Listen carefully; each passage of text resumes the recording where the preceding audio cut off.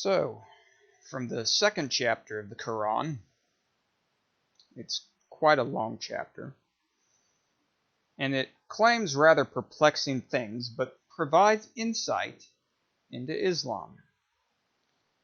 And the chaos of this religion and religious book.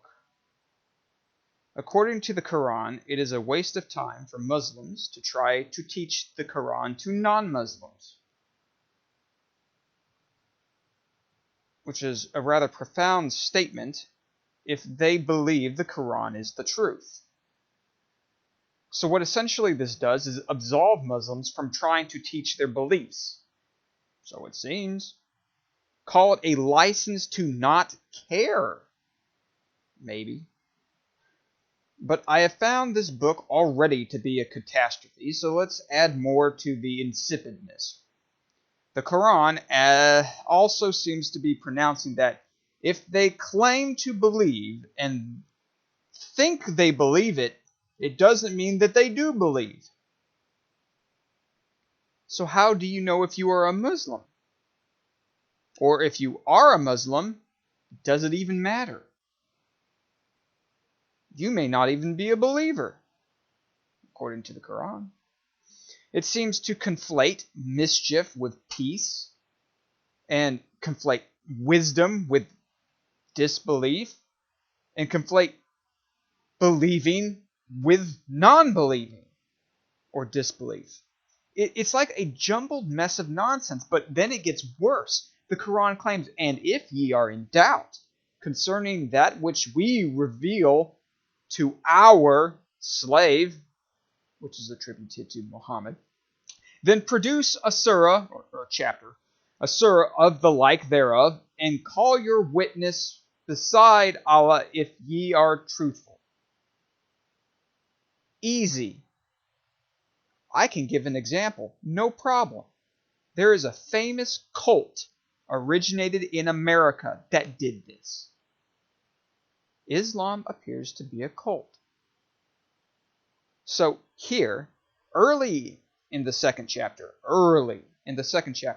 we see some insight. It appears that indeed the claim is that the Quran is from Allah, implying it is Allah speaking, which I have made the assertion makes very little sense or no sense in the opener and earlier in the second chapter.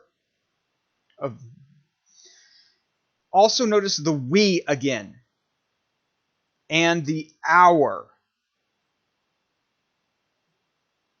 "We" makes no sense unless this is Muhammad deifying himself with a god he can pull out at any time to claim what he says is a truth claim from the one God.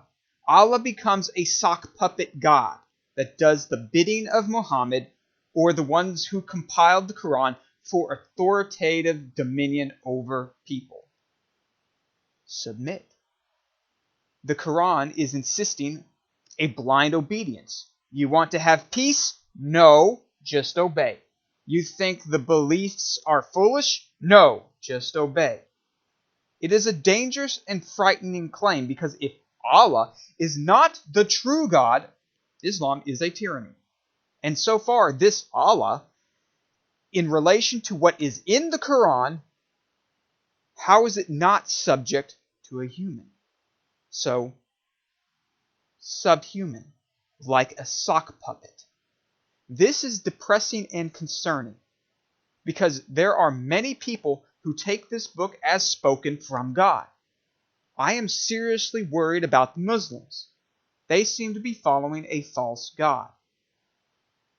So, to try and help Muslims escape from the falsehood of a cult, we should probably identify flaws in this fake God and fake prophet for their own good. Pray for the Muslims. They need God, the true God.